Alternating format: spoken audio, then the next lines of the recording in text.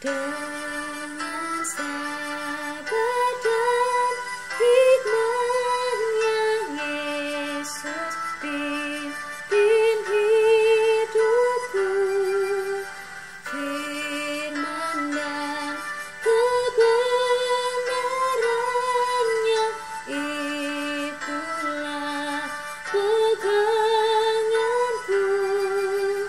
Oh, betapa mulia dan ajaib kuasa-Nya. Kasih Juru Selamat dunia menebus manusia.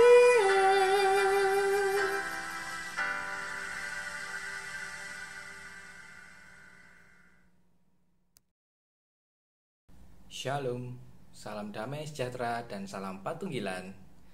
Saudara yang dikasih dalam Tuhan, renungan pancaran air hidup hari ini Jumat tanggal 20 Agustus 2021 terambil dari bacaan Yosua 22 ayat 10 hingga 20. Adapun yang menjadi nas pada renungan hari ini yaitu dari ayat ke-20. Demikian bunyinya. Ketika Akan bin Zerah berubah setia dengan mengambil barang-barang yang dikhususkan, bukankah segenap umat Israel kena murka? Bukan orang itu saja yang mati karena dosanya. Demikian firman Tuhan. Tema kita hari ini adalah egois.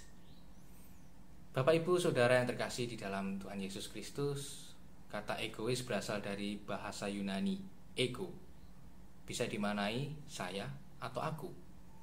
Sehingga kata egois berarti berpusat pada diri sendiri.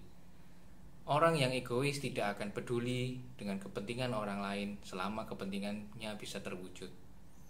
Ada banyak sikap yang menunjukkan sikap egois seseorang, misalnya menghalalkan segala cara untuk mencapai keinginan tersebut, walaupun harus mengorbankan orang lain.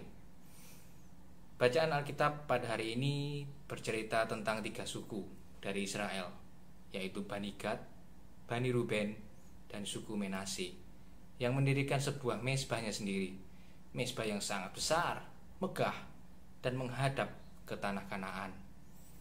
Melakukan hal tersebut sama saja dengan memberontak kepada Allah, karena mereka hanya boleh mendirikan mezbah, membawa korban persembahan ke tempat yang dipilih oleh Tuhan.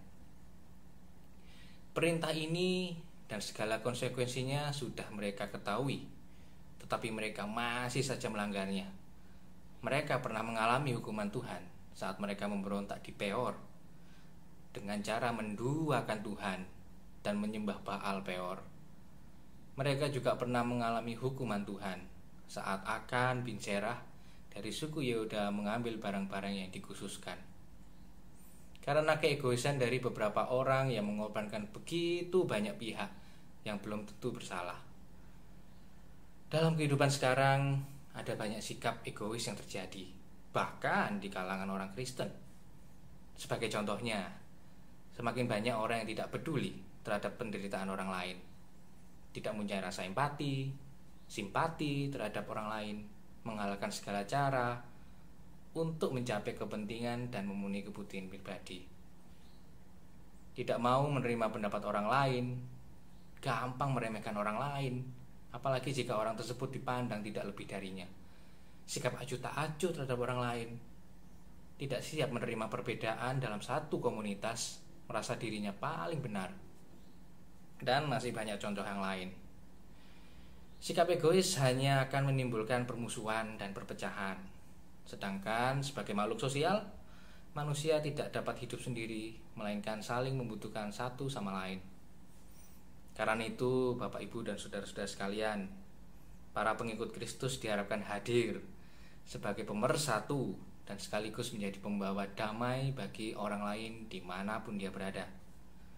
Dengan demikian, bukan hanya menguntungkan dirinya sendiri, tapi juga membawa dampak yang baik bagi orang lain, serta mendatangkan kemuliaan nama Tuhan. Tuhan memberkati. Amin. Mari kita berdoa. Bapa kami yang di surga, Dikuduskanlah nama-Mu. Kami mengucap syukur bahwa saat ini Engkau telah memberikan yang terbaik dan napas hidup buat kami. Ajari kami Tuhan untuk selalu melepaskan hal-hal yang bersifat mementingkan diri sendiri. Ajari kami untuk selalu ingat bahwa kami adalah manusia-manusia terang bagi sesama kami. Mencurahkan cinta kasih kepada sesama kami, seperti apa yang Kau selalu firmankan. Terima kasih Tuhan. Dalam nama Tuhan Yesus kami berdoa dan mengucap syukur. Amin.